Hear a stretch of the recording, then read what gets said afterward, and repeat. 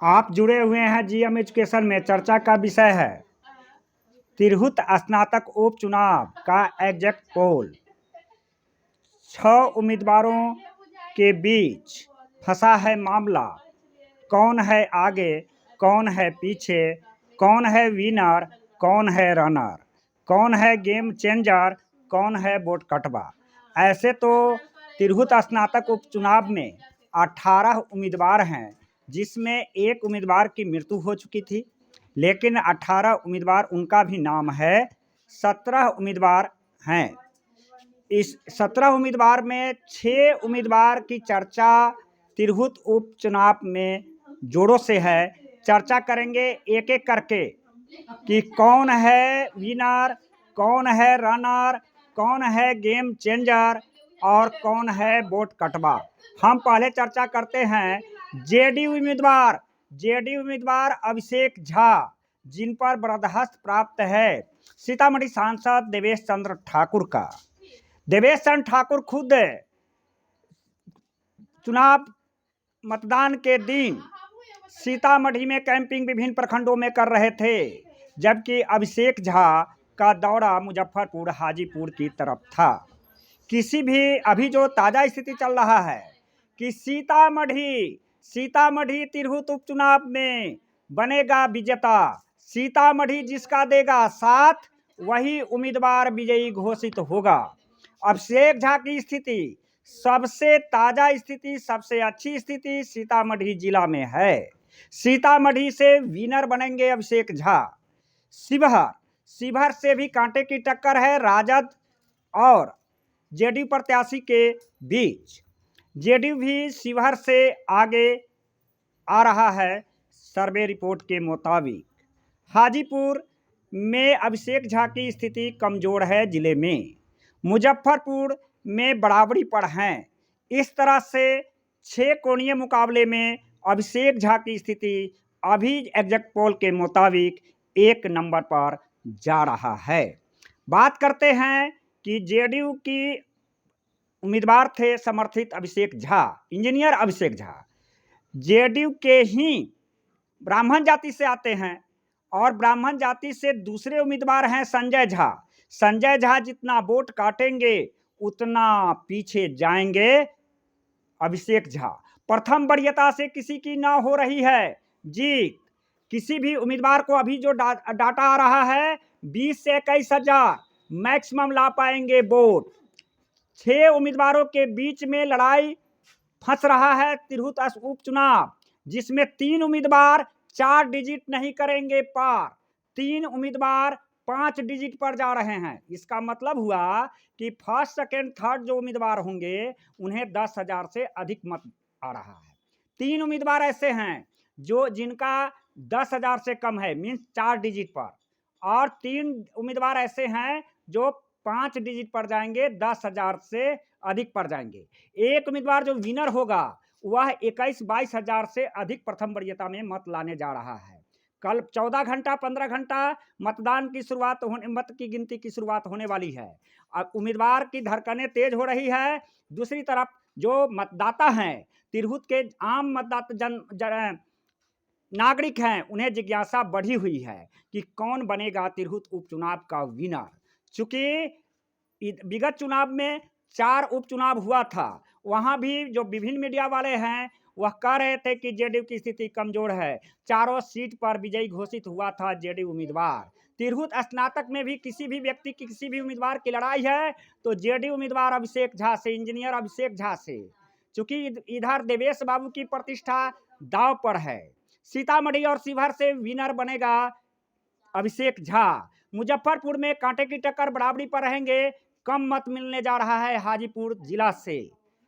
दूसरी बात करते हैं गोपी किशन का।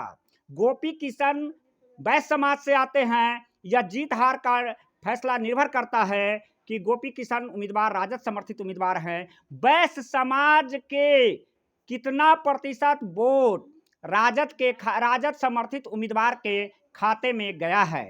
वैश्य समाज की नेत्री शिवहर के लोकसभा प्रत्याशी, शिवहर के रितु जायसवाल, सीतामढ़ी से पूर्व प्रत्याशी लोकसभा समीर कुमार महासेठ का मेहनत रंग लाने जा रहा है और वैश्य समाज के 60% जो भारतीय जनता पार्टी जेडीयू का बैंक वोट था, वह वोट का ट्रांसफर कराने में वैश्य समाज के नेता राजद समर्थित उम्मीदवार गोपी किशन के समर्थन में ट्रांसफर करने में हो रहे हैं सफल।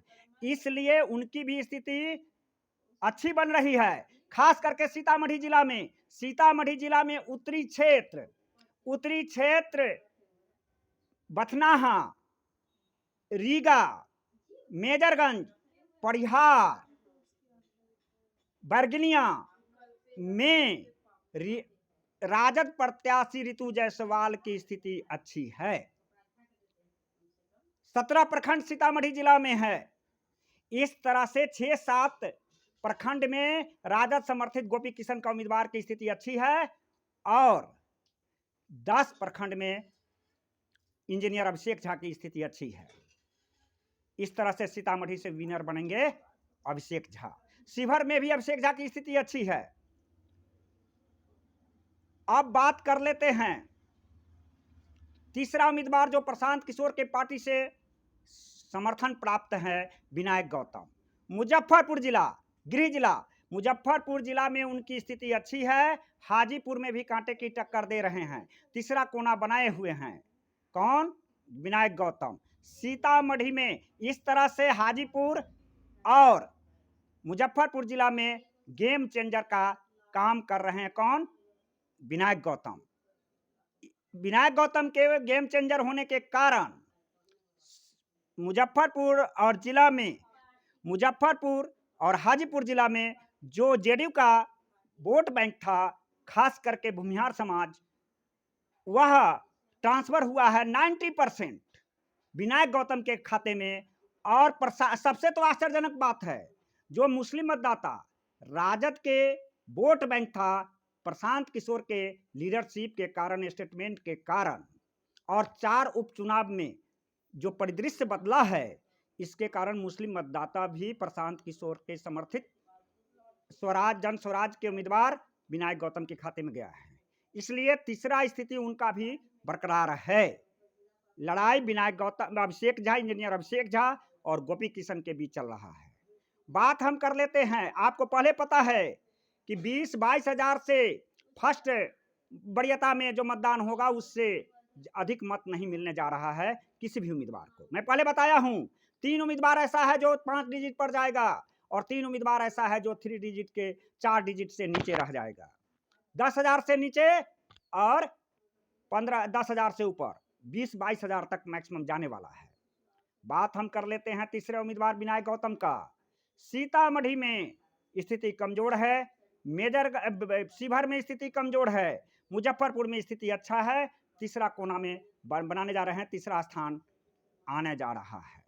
बात करते हैं संजय झा ब्राह्मण जाति से आते हैं, इंजीनियर अभिषेक झा ब्राह्मण जाति से आते हैं और जो एमएलसी का वोटर है उसमें भूमिहार, ब्राह्मण, राजपूत समाज का अधिकांश वोटर है, क्योंकि स्नातक मतदाता होता है।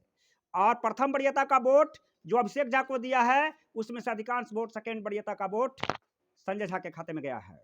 जो संजय झा को प्रथम वरीयता का वोट गया है, द्वितीय वरीयता अभिषेक झा को दिया है। किसी भी शर्त पर ब्राह्मण समाज तिरहुत स्नातक की जीत अपने झोली में भरना चाहता था, लेकिन द्वंद्वता के कारण, द्वय उम्मीदवार के कारण वोट बटा है। मैं पहले भी चैनल में बोला हूं कि 40% वोट ब्राह्मण जाति का वोट संजय जी के खाते में गया है। 60% इंजीनियर अभिषेक झा का के खाते में गया है, चूंकि देवेश बाबू की वर्तमान सांसद की कृपा उनका उम्मीदवार थे।